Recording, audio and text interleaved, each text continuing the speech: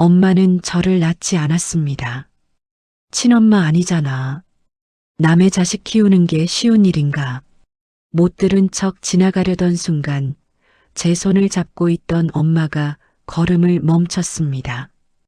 엄마는 그들 앞으로 성큼성큼 걸어갔습니다. 뭐 안다고 떠들어요? 순간 사방이 조용해졌습니다. 밥 먹여 키우고 학교 보내고 아프면 업고 병원 다니며 키웠어요. 뭘 안다고 떠드냐고요. 사실 저는 태어나자마자 친엄마를 잃었습니다. 아버지는 홀로 저를 키우셨지만 건강이 좋은 편이 아니라 늘 지쳐 계셨습니다. 그러던 어느 날 아버지는 재혼을 결심하셨습니다. 학교를 마치고 집으로 들어섰던 그날의 거실을 저는 아직도 기억합니다. 작고 마른 체구의 한 여자가 긴장한 얼굴로 앉아 있었습니다. 인사해라. 새어머니시다. 아버지의 말에 저는 한동안 그분을 바라보았습니다. 학교가 끝나면 엄마 손을 잡고 집으로 가던 친구들이 늘 부러웠기에 나도 이제 엄마가 생기는 걸까 하는 막연한 기대감이 먼저 들었던 것 같습니다. 엄마는 저에게 억지로 다가오지도 부담스럽게 굴지도 않았습니다. 그저 아침이면 밥을 차려주고 학교에서 돌아오면 맞아주고 제가 아픈 날이면 밤새 곁을 지켜줄 뿐이었습니다. 2년 뒤 남동생이 태어났습니다. 참 순하고 욕심이 없어 가끔은 너무 착해서 걱정되는 아이였습니다. 사실 엄마는 성격이 무던한 사람이 아니었습니다. 좋은 건 좋다, 싫은 건 싫다 확실히 말했고 욱하는 면도 있었습니다. 그래도 정이 많아 화를 내고도 금방 잊어버리는 사람이었습니다. 동네 아주머니들과 한바탕 소동이 있었던 그날 밤, 엄마는 제 책상 위에 물 한 컵을 툭 올려놓으며 무심하게 한마디를 던졌습니다. 낮에 들은 얘기 신경 쓰지 마라. 그러더니 피식 웃으며 덧붙였습니다. 너는 나를 닮아서 탈이야. 괜히 별것도 아닌 걸 마음에 담아두고 그러지 마. 엄마와 결혼한 지 몇 년 되지 않아 아버지가 세상을 떠나셨습니다. 저는 여전히 어렸고 동생은 더 어렸습니다. 엄마는 아직 젊었기에 우리를 두고 떠난다 해도 이상할 것이 없었습니다. 저는 엄마가 낳은 아이도 아니었으니까요. 하지만 엄마는 떠나지 않았습니다.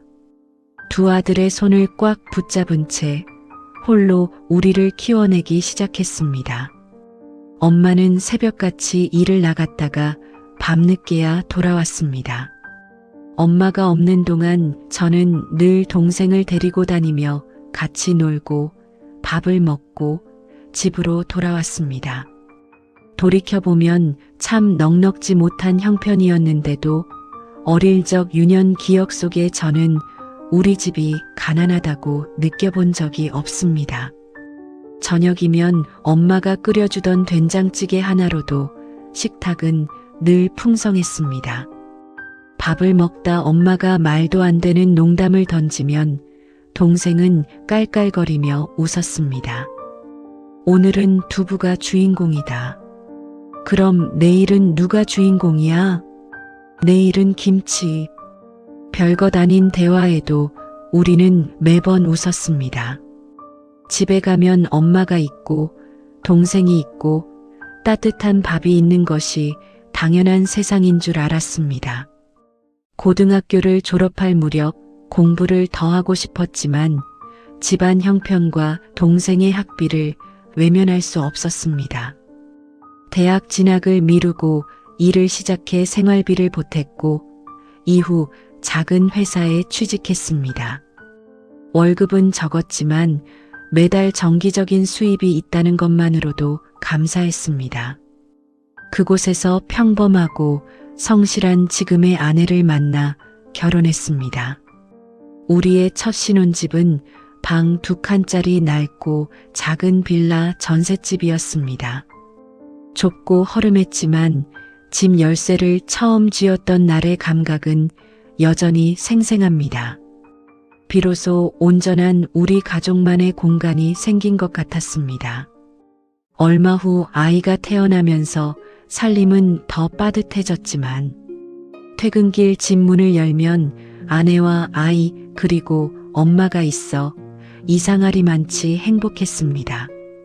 손주가 태어나자 엄마의 황혼 육아가 다시 시작되었습니다. 아휴, 내가 늙어서도 쉬지를 못하네. 입으로는 늘 투덜거렸지만 아이를 안아든 엄마의 얼굴은 그 어느 때보다 환했습니다. 맞벌이하는 우리 부부를 대신해 엄마는 하루 종일 아이를 업고 다녔습니다. 여름 무더위를 피해 은행에 갈 때도 시장에 갈 때도 늘 대롱대롱 매달려 있던 손주였습니다.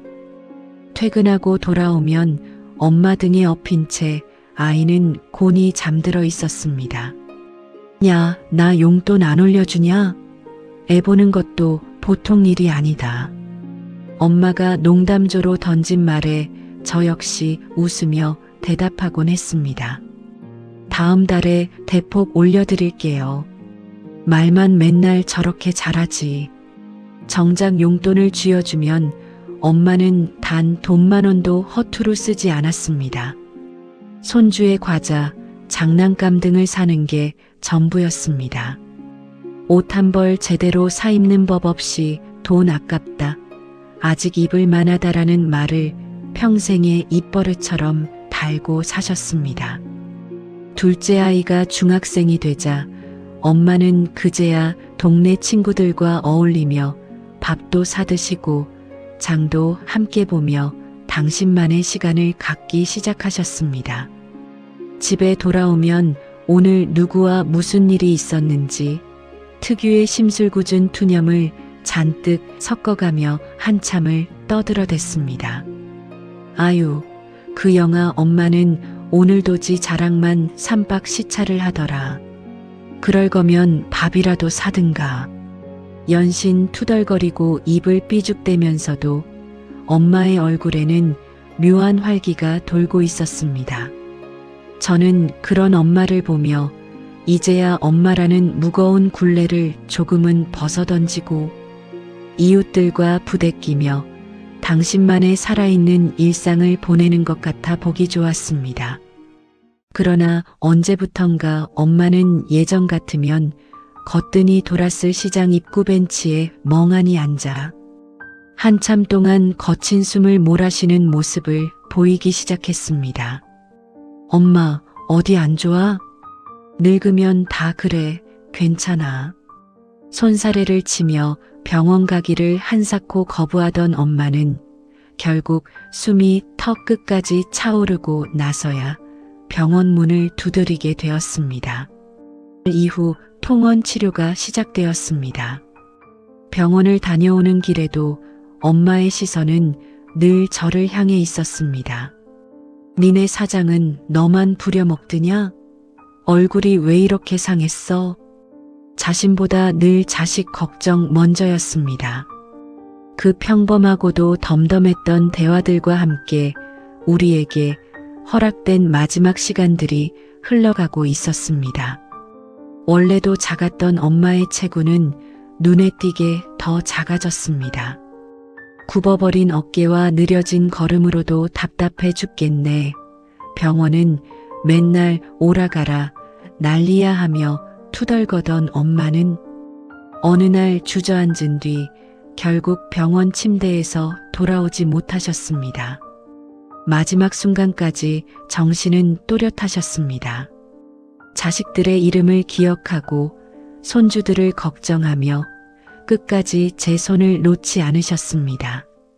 장례를 치르고 며칠 뒤 엄마의 유품을 정리했습니다.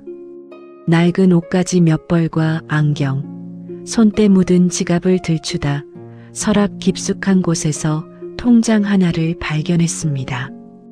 펼쳐본 통장 안에는 생각보다 큰 액수의 숫자가 찍혀 있었습니다. 평생을 모아둔 돈이었습니다.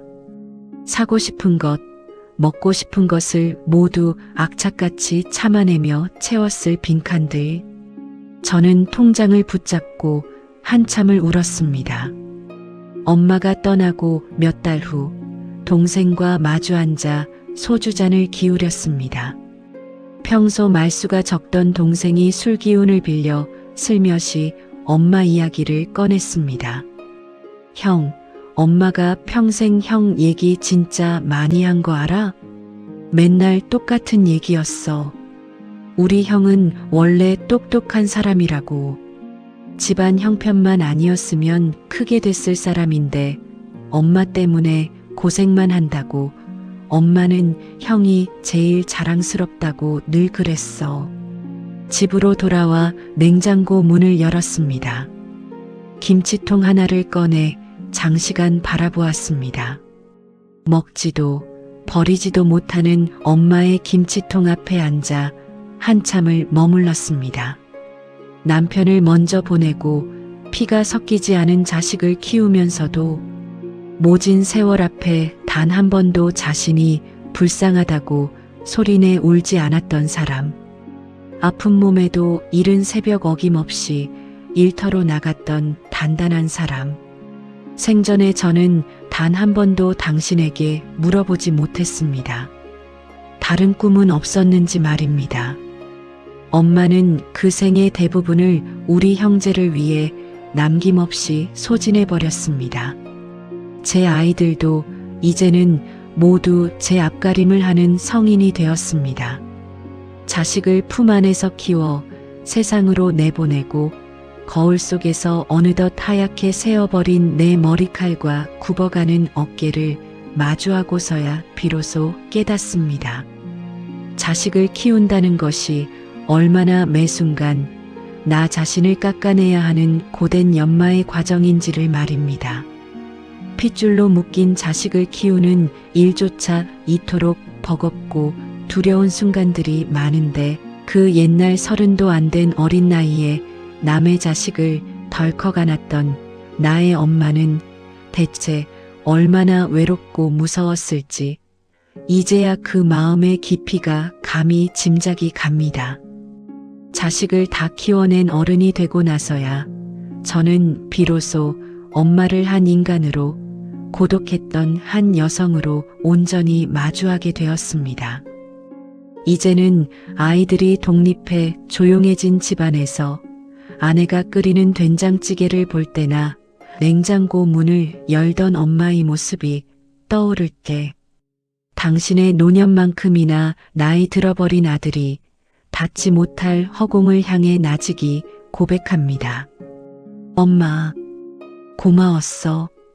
나를 키워줘서 정말 많이.